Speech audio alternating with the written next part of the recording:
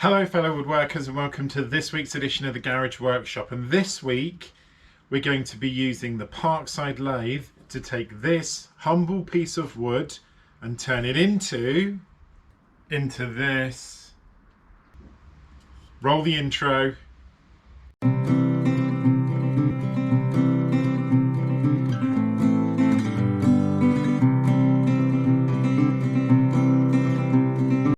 So as you'll see, I have put a disclaimer on the video. When I shot this video, I didn't think that anything I did was particularly dangerous, but having looked at the video back, it could be interpreted that way, so just be careful if you're doing anything like that. So the first thing I did was I used my miter saw to just basically chop the block up and get it back into a sort of usable size for the lathe.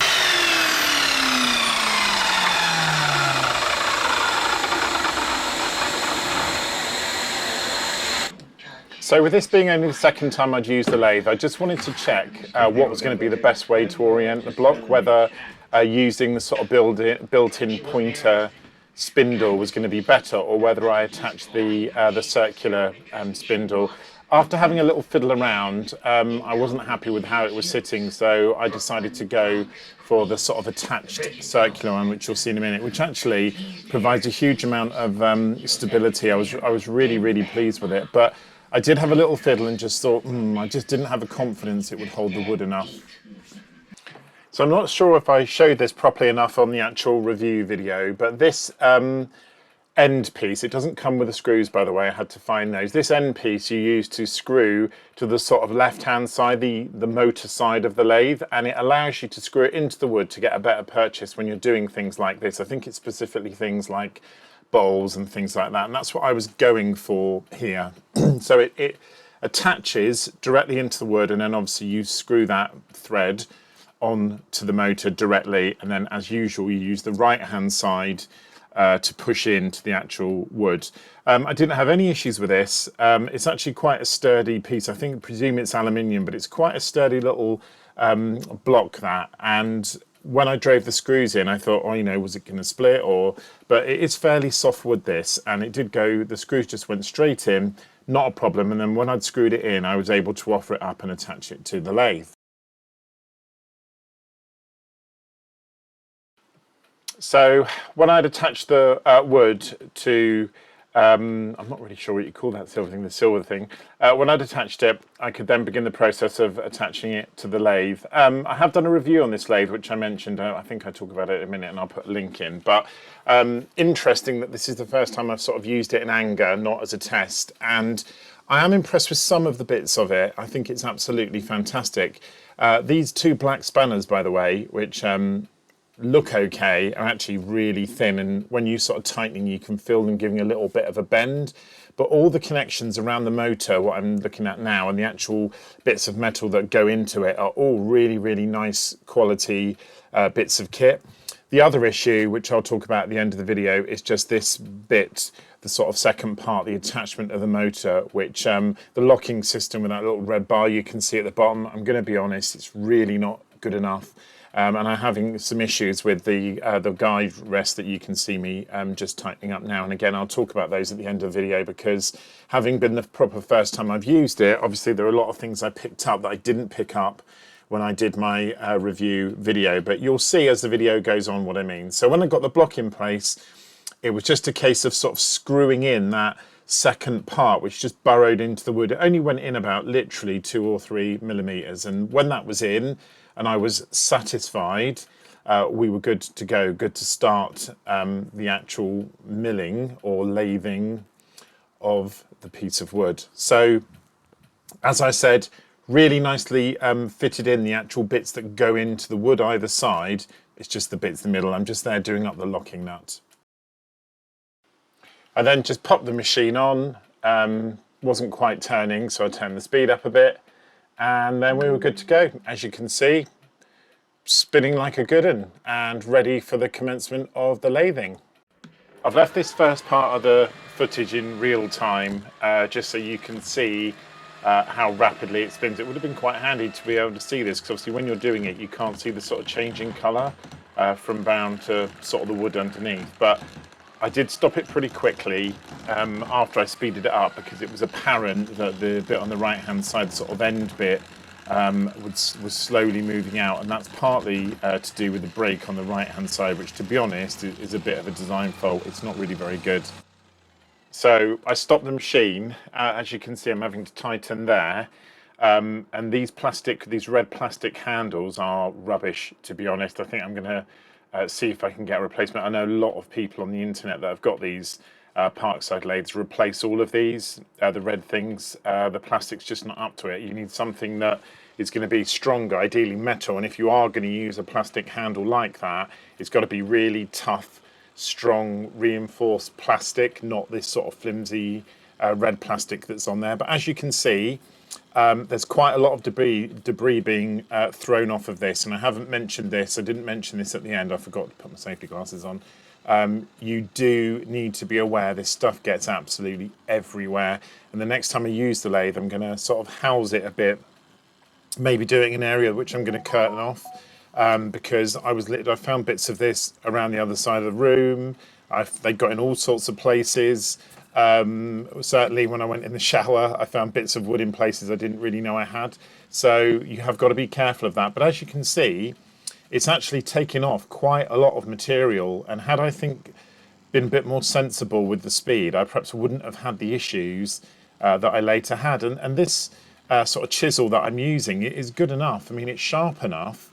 The problem is it hasn't got enough sort of sturdiness to it, and there's a couple of times where it sort of catches the wood and you'll see it sort of jolts in my hand. And the other thing is this guide rail that I'm resting it on is moving more than it should. It's got far too much give in it, and again, that's because you can't get a good solid purchase on it. And the little red cap, sort of screw cap that you can see just under the black bar, that constantly works itself loose, and that is one of the main modifications that people make. They just literally put a bolt in it. So that's one thing that I'm going to look to do, because overall I'm happy with the lathe, but there are quite a few little modifications that I want to make on it to make it much better, to be honest.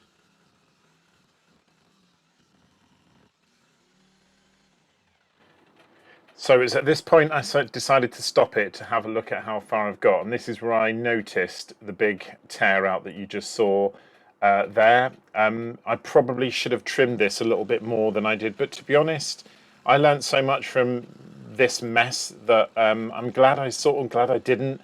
But what I could have done is just put it through the bandsaw maybe, or just taken a bit of the edge off, just to narrow out. I think expecting the lathe to cut down from that massive chunky outer bit was a bit silly, really. And I could have even used my sander to get it down to a closer shape, which is what I'll do when Project 3 comes up, the third lathe video. But as you can see there, it's taken off a lot of the edges, and that particular bit there is fine, but it has torn out quite a lot of the material, and obviously that's something I should have noticed a bit earlier, or probably stopped here and taken some of the stuff off. But I kept going no matter what. And this is the first of many occasions where, as you saw, the guide that you rest on just completely came loose. I'm really tightening that as tight as it can be. And again, I probably did this 4 or 5 times.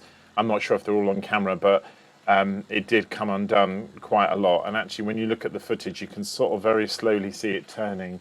But, you know, it's one of those things, it's just something that needs to be worked on, and it's definitely something that I'll change. It did hold for a while. I think as you push harder on it, it became more and more loose, and then required a lot more tightening up. And as you'll see from this speeded up footage, it does chuck out quite a bit of debris. You know, there's a lot of wood coming off here, and you can also see by the way the colour's changing from sort of being black and wood colour, or brown and wood colour, to sort of mostly being wood colour. So it was really, really taking the wood off as it was spinning, which was great. So I decided to stop here to see how it was looking, and I don't know if you can see it there, and I didn't notice it, but already my chisel is bent. You can probably just see it there. You can see it's bowed there. I actually couldn't see it, to be honest with you, until I'd stopped, and I don't know why that's happened. It must have caught, but I didn't feel it, you know, and I thought I would have done. But by now, and you can see it does catch every now and then, and again, that's because of the tear in the wood.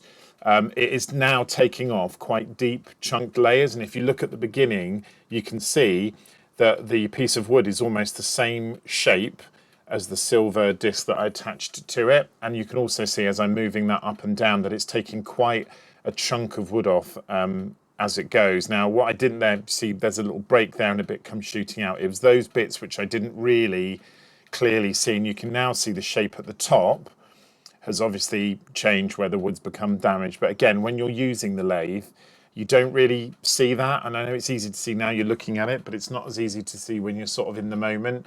So I decided to stop to just have a look at how I was getting on, and that's when I noticed that massive cutout that was there, which is a real shame because if you look at the rest, it's actually done a really good job, but obviously it lost a bit there. So I had a couple of options, but obviously the best option was to just take it out, put it on the miter saw, and then I could cut it back. So I'm just marking it now, just with a Sharpie, just sort of in essence to help to know where to cut. So I just put that mark at the bottom, and then what I did was I put the lathe back on. You can see how bent the tool is there. I just put the lathe back on, and I went to the sort of right hand side of it.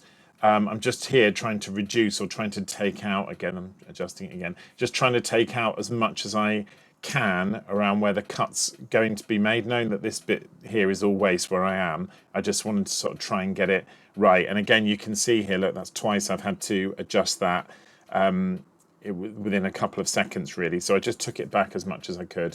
So I've speeded this up, but I just took my time whittling this down so it was small enough it was easier to cut. When I was happy, I turned the lathe off and the wood eventually stopped, came to a rest. And you see it's actually pretty smooth, obviously, apart from the bit that has got to come off. So I just undid the locking nut, which frees the spindle, which then allows you to undo it to take it out. And I just took it off so that I could take it over to the miter saw and cut it down.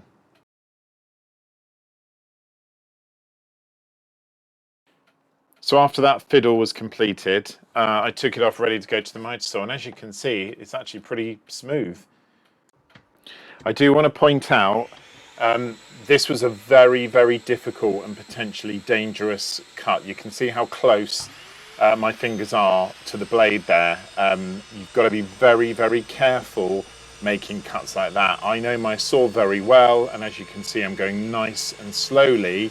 And as soon as I was able to, you can just see that I reposition my fingers out of the way. But you've got to be so, so careful making a cut like this, which as you can see, I'm taking it really, really slowly. My left-hand side is as far away from the blade as can be. And then you notice the problem, the big knot in the middle of the wood. But the rest of it's pretty smooth. So I then reattached the piece of wood with the intention of hollowing out the middle. And I used a different technique for this. I think in both videos I've made on the lathe, you've only ever seen me use it from the side, as you just saw, because that's obviously how you get rid of the majority of the sort of body of the waste material. But if you want to hollow out, which is what I'm going to start doing now, then you do that by pivoting the guide around and sort of having it on the end. Which is what I did. I wanted to make sure that this was nice and tightly secured, which I did. And then this little moving guide just locks in place, and I locked it in place there.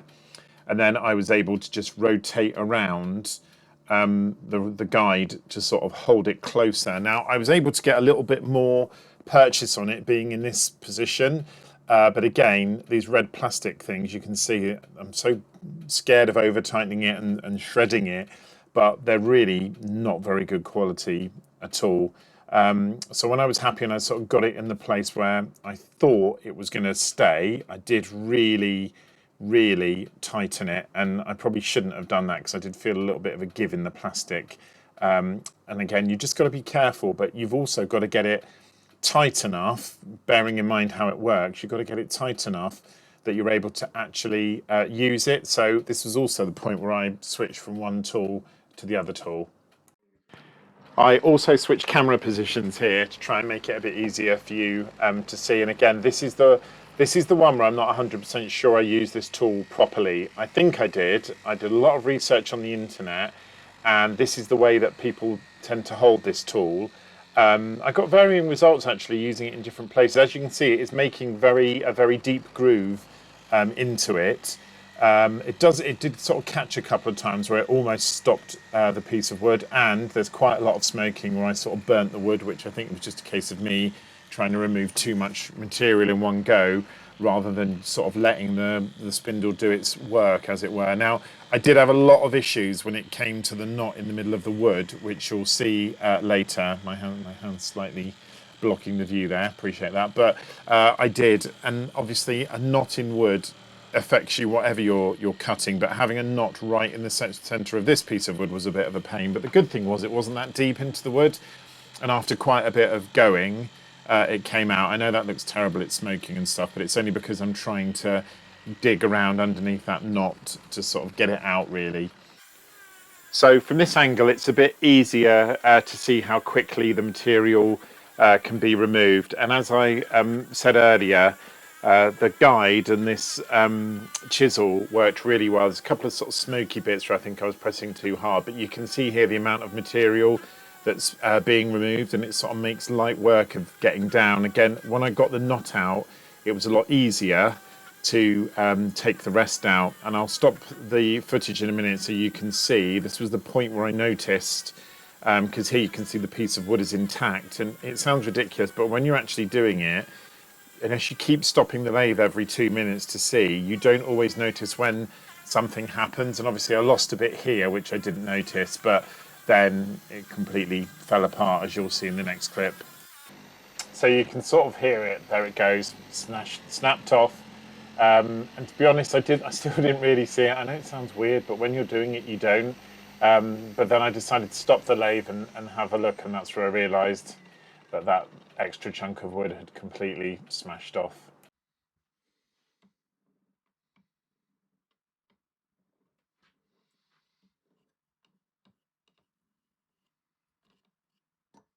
Okay, so this project, epic fail, and I think there's a couple of really important things that I've learned from this.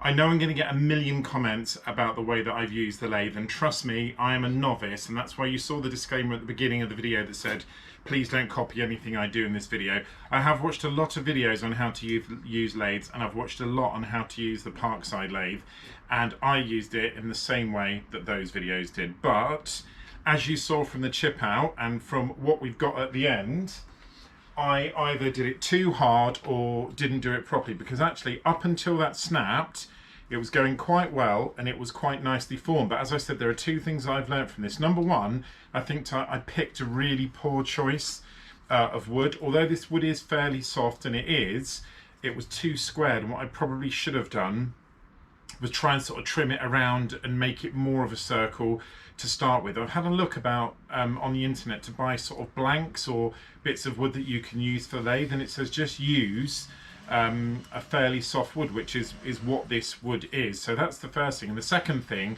I think I was just too hard and too brutal with it, and that is backed up by this, which is the chisel that I was using. As you can see, it is properly bent. Now, again, this you could beg the question, well, it's the way I was using it, and I totally get that. But having done a bit of research, this is quite a common problem with Parkside lathes. In fact, many people, when they buy the lathe, get rid of these tools straight away. The other tool, as you can see, is slightly bent. It's kept straight in the body, but it's bent at the handle. So neither of these two are really particularly very good quality pieces of, well, metal, really. I don't know what the metal is they're made out of, but they're quite loosely sunk in the caps there on the piece of wood. So partly I'm going to put it down to that. In terms of the actual lathe itself, I'll show you a close-up now of the two bits that annoyed the hell out of me. The two plastic dials, which everybody says in the reviews are rubbish, and in fact a lot of people take those dials off and replace them for metal ones, which you can apparently buy from third-party resellers. So I think I'm going to invest in them, because obviously as the lathe vibrates, it comes loose, and the one that you rest, the guard in particular, you saw in the video, comes loose all the time. So very annoying. Now, the good points. This was quite a chunk of wood, and as you saw, I think there might have just been one occasion where the lathe came to a complete standstill because it couldn't cut. That lathe is really quite powerful. I have to say, I'm actually surprised myself at how powerful it is. It's got quite a lot of oomph in it, and I could easily have spent more time hollowing out a piece of wood. And actually the quality of the bit I have got is really nice. It's really smooth, it's very well laid out. So not all in all, not a complete and utter disaster. And as I said, I think somebody who knew what they were doing could have done a much better job than I just did. So although I'm labeling this video as a fail, which it is, I've learned a lot from it. Now, this is not called the Lathe Workshop, it's called the Garage Workshop. I'm a complete amateur, a total novice, you all know that, and I am using this in the way that nobody else probably would ever use it in a million years, but I'm using it the way that I use it because I'm a novice person. There'll be some of you watching this who are in exactly the same position as me, and the part of the reason for including these videos where I put all my mistakes in is A, to make sure you don't make the same mistakes, and B, for me to actually take a proper time to reflect on the learning from what I'm doing. I want to do things in a bit more quality. So I'm going to get another piece, I'm going to have another go. There will be another video in this series, but what I'm going to do is look for a blank and do some more research into what woodworkers use. So as with all of my videos, please really only use machinery like this if A, you're confident enough, and B, you've got the skill level. I know that video demonstrates I don't, but it was properly safe all the way through. I was very careful with how I held everything. I wasn't in any danger, nor my fingers, nothing like that. But if you're going to have one of these and do it and be like me, please just be really, really safe. And obviously, this bent tool, this bent chisel, could easily have snapped, and obviously it didn't. So you just got to be super, super careful. So, on reflection, overall, although this video is a fail, I'm taking it as a win personally because I've learned a lot of stuff from it. There is going to be another video in this series, trust me. There's going to be the return of Parkside Lathe video 3, but I'm going to take some proper time and do some research and see if I can get a blank of a different piece of wood. And the next time I'm going to try and trim the edges of the wood off more, because I think starting off with that big cube wasn't good. I tried to take too much off and it kept catching and ripping the wood. So next time I'll just use either the miter saw or use my bandsaw and just cut it off a little bit. So if this is your first time at the Garage Workshop, please don't let this put you off. I've got some great videos. Please subscribe. Don't forget to like and comment. There's plenty of videos in my back catalogue, including the review of this, which I'll put up here. So thank you very much if it is your first time. If it's not your first time and you are a regular viewer, I'm sure you're going to comment on what you've seen, but thank you so much for all of your support. And I'm not going to give up on this lathe. I bought it for a reason, and I'm going to make sure that I find another piece of wood and the next video is going to be a success. Have a fantastic week, fellow woodworkers, and I'll catch you on next week's edition of the Garage Workshop. Take care.